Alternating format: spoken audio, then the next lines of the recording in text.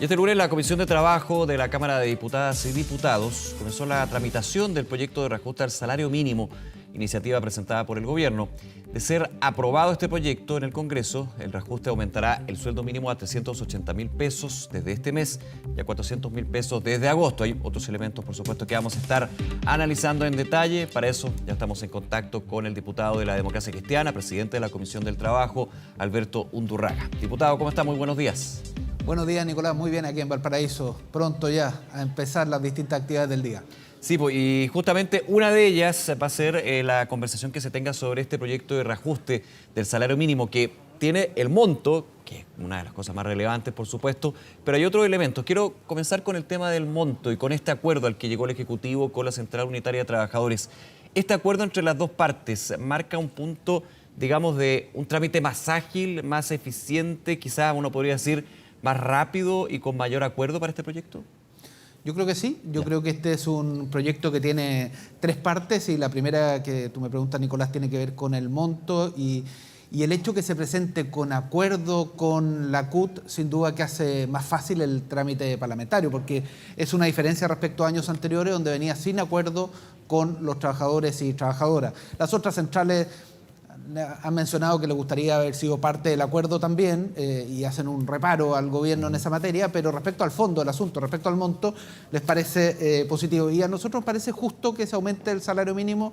Esto beneficia del orden de 1 millón de personas, 850.000 personas que hoy día reciben el salario mínimo y otras 150.000 aproximadamente que están entre el monto del salario mínimo actual y el monto del salario mínimo futuro, por lo tanto también van a ser beneficiadas y nos parece justo esta medida. Creo que está bien planteada, además con tres momentos: un primer momento ahora en mayo, un primer alza, una segunda alza en agosto y una tercera alza en enero en función del IPC, si el IPC es superior al 7%, si la inflación es superior al 7%. Entonces, la verdad que yo creo que esta parte del proyecto ayer en la comisión no recibió observaciones y por lo tanto creo que debiera aprobarse relativamente rápido. Yo creo que los problemas más bien y la discusión ha estado en las otras dos partes del proyecto, lo que tiene que ver con las pymes y fundamentalmente lo que tiene que ver con el apoyo compensatorio por el aumento de precio de la canasta básica, donde yo personalmente tengo algunas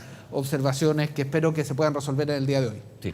Diputado Undurraga, le voy a pedir un minuto que se mantenga en línea con nosotros para seguir conversando de este proyecto, pero le pido disculpas y tenemos que ir al Palacio de la Moneda y información que se está desarrollando a esta hora. Así que vamos en un segundo con usted hablando del proyecto de reajuste salario mínimo y seguimos conversando con el diputado de la Democracia Cristiana, Alberto Undurraga, presidente de la Comisión de Trabajo. Diputado, muchísimas gracias por la espera con las informaciones que van marcando el día. Además, muy importante sí, claro, el tema, muy importante y señalar que los esfuerzos no solo tenemos que apuntar a los autores materiales de la balacera del domingo, sino que también a desarticular a las distintas bandas criminales que están en distintos lugares del país. Así que ahí hay un trabajo que, claro. Usted conoce bien ese tema por su historia también como alcalde, ¿no? En el terreno, el territorio, este tipo de situaciones. Bueno, justamente, y aquí el tema de la seguridad ciudadana es un tema principal en la preocupación de la ciudadanía y aquí tenemos que apuntar con las tareas de inteligencia que ha anunciado hoy día la ministra y el director de la PDI, pero también con temas de equidad en la distribución de policía. Sí. La verdad que la distribución de carabineros por habitante, por ejemplo, en la zona poniente, mi distrito, el distrito 8, Maipú, Estación Central, Cerrillo, Pudahuel, Quilicura, Lampa, Colina y Tiltil, es muy inferior a la distribución de carabineros por habitante que tiene, por ejemplo, la comuna de Las Condes. Entonces, ahí necesitamos algunos cambios estructurales que son importantes y que van en la línea de darle más seguridad a la población. Así que me parece muy bien que se haya suspendido la entrevista que teníamos en materia de trabajo para hablar de este tema tan importante como seguridad ciudadana. Sí, pues muy importante. Y también que estamos conversando con respecto al proyecto de reajuste del salario mínimo. Yo le preguntaba, diputado, bueno, cuáles son las expectativas, si entra con un pie derecho o más derecho, digamos, el proyecto con este acuerdo de la CUT y el Ejecutivo, pero ¿cómo está la situación y cómo la ve usted dentro de la Cámara? Estaba leyendo el día de ayer de que hay algunas críticas desde la oposición, no tanto al monto, no tanto al acuerdo, no tanto a la forma en que se da, sino más bien que no se reajuste el ingreso mínimo garantizado. Este punto en particular, de hecho, ha sido comentado por la ministra del Trabajo, Janet Jara, dijo que analizará la continuidad del ingreso mínimo garantizado y también lo señalaba en Radio Cooperativa hace algunos minutos el presidente Gabriel Boric con respecto a que hay otras alternativas, podríamos decir, que esto que fue planteado e implementado por el gobierno de Sebastián Piñera. El proyecto tiene tres partes. Lo primero que tiene que ver con el monto del salario mínimo y el acuerdo con la CUT, que las otras centrales no participaron del acuerdo, sí, pero no se oponen. Y por lo tanto yo creo que esa parte va a avanzar rápido y no ha habido objeciones respecto a ese monto. La segunda parte tiene que ver justamente con el apoyo a las pymes y habían dudas si el mejor instrumento era un subsidio directo a las pymes o el ingreso mínimo garantizado. Ahí había una diferencia. La verdad que el proyecto que se presenta para apoyar a las pymes lo que hace es transferirle a cada una de las pequeñas y medianas empresas un monto mensual para cubrir la diferencia que hay entre el salario mínimo nuevo y el salario mínimo anterior reajustado. Entonces, eso permite, la verdad, que financiar a las pymes y permite que se beneficien todos los trabajadores y trabajadoras. Perdón que me tenga ahí, pero más que entiendo, lo dijo en su minuto el ministro Marcel cuando presentó el acuerdo, que este es un subsidio transitorio. No está establecido, entiendo, en el proyecto la fecha de transitoriedad, sí, pero de todas maneras no es permanente. Sí, pero está establecido de la misma forma como está establecido el salario mínimo. O sea, el salario mínimo para los trabajadores, la verdad que se revisa en abril del próximo año, tal como está establecido en la ley. Por lo tanto, esto también va a seguir el mismo camino. O sea, entendemos que el subsidio transitorio va a ser sí, pero por lo menos hasta la próxima negociación de reajuste del salario mínimo. Exactamente, exactamente. Entonces yo creo que eso genera un espacio para medirlo. Nosotros vamos a hacer una indicación en la línea que el gobierno esté informando mensualmente cómo funciona este subsidio a las pymes. Y la verdad que yo creo que cumple con el objetivo de que las pymes reciban financiamiento, primero, y segundo, que el aumento del salario mínimo beneficia a todos los trabajadores y trabajadoras, aquellos que están en las empresas grandes, en las empresas medianas, pero también en la pequeña y microempresa. Entonces, yo creo que eso que había dudas, yo tenía dudas antes de la presentación, con la presentación de ayer y al recibir las distintas opiniones de las pymes, yo me armé una convicción de que me parece que es un mecanismo que es bueno, sin perjuicio del ingreso mínimo garantizado, que más bien fue un mecanismo de emergencia, ¿no? Pero hay una tercera parte que tiene el proyecto, que ahí sí yo tengo diferencias con el gobierno, que tiene que ver con el aporte compensatorio por el aumento de la canasta básica. ¿De qué se trata? Este es un aporte que está medido en función de la canasta básica y va variando mes a mes. O sea, si el próximo mes sube mucho la canasta básica, va a subir este aporte. Hasta ahí no hay problema. Sin embargo, la cobertura. El gobierno dice que quiere llegar al 40% más vulnerable de la población. Nosotros decimos, ok, nos parece que es un buen sí, criterio. Sin embargo, las cifras que da el gobierno hablan de 1.600.000 hogares en circunstancias que el Registro Social de Hogares, también una información oficial del Ministerio de Desarrollo Social, habla de 4.700.000 hogares. ¿Y por qué se da esa diferencia de menos de 3 millones? Bueno, justamente le hemos pedido al gobierno que la explique. Ellos en el día de ayer nos señalaron que aquí había posiblemente problemas de duplicidad. Y a lo mejor eso puede explicar una parte, pero más bien lo que tenemos que hacer en el proyecto de ley es asegurarnos que nadie que está en el 40% más vulnerable de la población deje de recibir este bono compensatorio o este aporte compensatorio por el aumento de la canasta básica. Y yo creo que ese es el trabajo de hoy día, ese es el trabajo de hoy día en la comisión.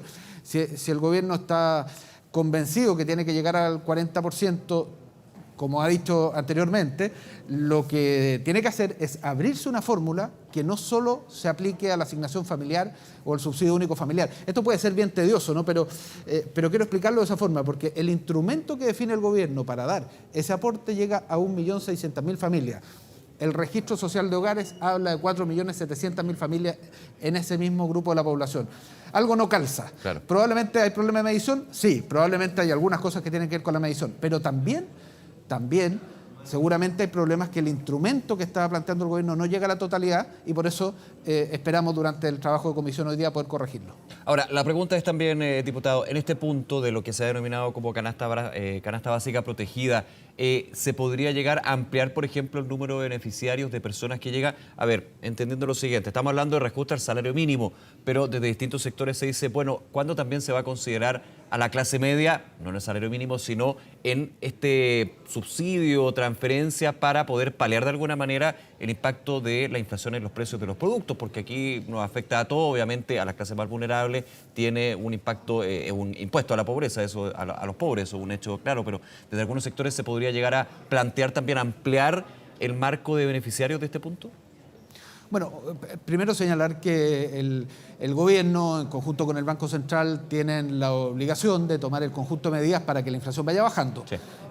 Y en eso a nosotros nos interesa que la inflación vaya bajando, de manera que los precios no suban como han estado subiendo en los últimos meses. Dicho eso, la pregunta es cómo ayudar a la máxima cantidad de personas. Nos hemos planteado el 40% como país, nos hemos planteado el 40% de la población como una primera ayuda. Sin embargo, el mecanismo que propone el gobierno no calza con el 40% que informa el Ministerio de Desarrollo Social. Entonces, partamos por ahí. Ya. Partamos por ahí, que si hablamos del 40% llegue a todos y todas en el 40%. Eso es parte de la conversación. Y después vamos viendo en qué otros grupos de la población podemos seguir ayudando como país. Pero partamos con que el 40% que se declara efectivamente se cumpla. Eso creo que es parte de la conversación de hoy día. Y respecto a la inflación en general, la inflación, claro, algunas tienen causas internacionales, pero es obligación del gobierno, del Banco Central, tomar el conjunto de medidas para que esta vaya bajando, de manera tal de que afecte menos el bolsillo de las chilenas y chilenos. Ahora, el ánimo, ¿cómo se ve dentro de su comisión, pero por sobre todo dentro de esta nueva Cámara de Diputadas y Diputados que asumió hace 2 meses? De hecho, este es un proyecto bien relevante, es bien tradicional, pero en un contexto distinto a otras discusiones que se han dado sobre el ajuste al salario mínimo. Yo soy diputado nuevo, por lo tanto no te podría decir cómo es comparativamente respecto a las veces anteriores. Pero no tanto la comparación, sino el ambiente que se vive en términos de esta discusión. Sí. ¿Y cuál ha sido, y ahí le hago la pregunta también, diputado, creo que es bien relevante, el trabajo prelegislativo? ¿Hubo trabajo prelegislativo en esta instancia? Se lo pregunto porque en las semanas anteriores se criticó, por ejemplo, al ministro Giorgio Jackson, que faltó conversar con los partidos, de hecho, de su propia coalición. Yo creo que el ánimo en este proyecto tiene algunas afectaciones positivas que son los acuerdos previos, ¿no? Claro. Cuando hay un acuerdo con la CUT y las demás centrales reclaman no estar en el acuerdo, pero no están en contra de los montos, la verdad que eso sin duda que ayuda a despejar buena parte de la discusión. Si la parte de las pymes viene con un acuerdo no unánime, pero la verdad que también ayuda en la discusión. Y yo creo que justamente lo que está pasando que es el tercer punto, en el que no hubo acuerdo con nadie, sino que simplemente se lanzó el instrumento, es donde hay más problemas. De iniciativa propia, digamos, del Ejecutivo en este caso, que tiene todo el derecho, obviamente. Por supuesto, tiene el derecho constitucional a hacerlo, pero los dos primeros uno ve que hubo un trabajo, el primero como fue unánime pasó rápido, el segundo había diferencias, escuchamos ayer a las distintas pymes, yo creo que eso debiera aprobarse también, con algunos ajustes y precisiones, pero debiera aprobarse. Pero en lo tercero justamente se nota esto, ¿no? Que no hubo un trabajo previo legislativo y estamos entonces con esta duda respecto del alcance. El gobierno dice que quiere llegar al 40% de los sectores más vulnerables del país. Nosotros decimos estamos de acuerdo con ello, pero resulta que la cifra que ellos dan son 1.600.000 hogares y el registro social de hogares habla de 4.700.000. Ahí hay una diferencia que espero que la podamos resolver durante el día de hoy. Oiga, me quiero salir, diputado Unturraga, un segundo de este tema que estamos conversando, pero que tiene relación con el trabajo de la comisión que usted preside, la Comisión de Trabajo, y tiene que ver con otros puntos que se ha puesto desde el Ejecutivo para el mercado laboral. Por ejemplo, 40 horas. No hay ningún proyecto todavía. Estamos también ya iniciando lo que son los diálogos sociales de la reforma previsional, que debería también en algún minuto pasar por esa comisión. ¿Cómo ve usted los desafíos desde el mercado laboral, que son bien estructurales desde la mirada del Ejecutivo y, por sobre todo, bien ambiciosas en ese sentido? Salario mínimo tiene la urgencia, tiene que estar funcionando a partir de este mes de mayo, por eso esperamos despacharlo lo más rápido posible. 40 horas es deseable. Personalmente he estado acompañando a vecinos y vecinas en Quilicura, en Maipú, a las 7 de la mañana, un poco antes, para hablar de cuánto se demora el lugar de trabajo. Y es deseable poder reducir la jornada laboral, pero tenemos que hacerlo con la gradualidad necesaria para que sea viable. de lo contrario no va a ser viable. Por eso me parece que esta mesa de trabajo, que hoy día está radicado en el Senado, no en la Cámara de Diputados, sí, me parece que está bien, ¿no? ¿Por qué en el Senado? Porque ya fue aprobado el proyecto en la legislatura anterior aquí en la Cámara de Diputados. Entiendo, no sé, ahí uno se puede vamos a las perder. Pensiones, no sé si tenemos un minuto para hablar de las pensiones. Sí, voy a eso, pero para cerrar el tema 40 horas, entiendo por lo menos lo que en algún minuto escuché de la ministra Janet Jara, que el gobierno estaría presentando un nuevo proyecto. No se estaría perseverando con el proyecto en su minuto que está en el Senado, pero bueno, eso ya es un trámite legislativo. Vamos a ver cuál es el camino que eligen ellos, pero el concepto sigue siendo el mismo. Yo creo que en 40 horas, gradualidad. Ya. La gradualidad y conversar con los distintos actores, porque las 40 horas es distinto del sector servicios que en un sector productivo o que en el sector transporte y por lo tanto algo que es deseable, que mejora la calidad de vida de las personas. Creo que tenemos que avanzar con cierta gradualidad, independiente si lo hagan con un proyecto nuevo o tomando la moción que ya está en el Senado. Y volviendo al tema de pensiones, nosotros hemos hecho una propuesta porque creemos que tenemos que llegar a un acuerdo de pensiones. Llevamos 7 años sin acuerdo de pensiones. Segundo gobierno, presidenta Bachelet no tuvo los votos en el Congreso. Segundo gobierno, el presidente Piñera no tuvo los votos en el Congreso. Y la verdad que finalmente quienes pagan la cuenta de ese desacuerdo son los trabajadores y trabajadoras y las personas jubiladas. Nosotros tenemos que llegar a un acuerdo en materia de pensiones para mejorar las pensiones ahora. Y en esa línea le llevamos ayer, como bancada, Democracia Cristiana Independiente, a la ministra del Trabajo nuestra propuesta de bases que incorpora la solidaridad. Necesitamos un sistema solidario que incorpora el financiamiento tripartito en todos los países del mundo, en gran parte de los países del mundo. Esto tiene un financiamiento de las trabajadoras y trabajadores, del Estado, pero también de las empresas. Y eso es bien relevante si lo juntamos con la solidaridad, porque el financiamiento de las empresas puede hacer mejorar las pensiones ahora, si lo llevamos a un fondo solidario. Y tercero, el tercer elemento que planteamos es el elemento de la libertad de elección, de los afiliados, las personas, para determinar en la parte individual en dónde invertir sus fondos previsionales. Respecto a este tercer punto, se lo planteamos especialmente al gobierno porque ellos no lo tienen considerado en sus primeros diseños. A nosotros nos parece que es importante para un acuerdo. Y en materia de la organización completa del sistema, nosotros proponemos separar el rol que hacen hoy día las AFP. Las AFP hacen inversión y hacen administración. Y para la administración proponemos la creación de la Corporación Nacional de Pensiones. Pero no sacar a las AFP del sistema, eso plantea. Momento. Como tales sí, ¿no? Como tales sí, pero no el rol de inversión. En el rol de administración, la Corporación Nacional de Pensiones, que haga la administración, que haga la asesoría al usuario, la atención a público, el pago de las pensiones, toda la parte de administración.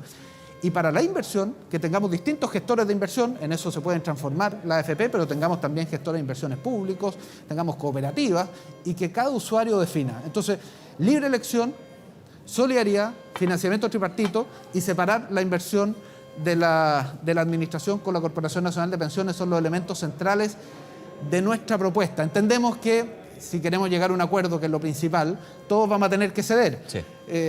Pero esto queremos ponerlo arriba de la mesa para trabajar en base a propuestas y no solo en base a slogans, sino que en base a propuestas para poder avanzar en esa materia. De hecho, lo mismo dijo hace un rato el presidente Boric con respecto a la reforma previsional ahí en esa entrevista en Cooperativa. Diputado Alberto Undurraga, le hemos quitado muchísimo tiempo. Muchísimas gracias nuevamente por acompañarnos y esperemos conversar más adelante de no solamente temas laborales, sino otros que se discuten en el Parlamento. Muchas gracias.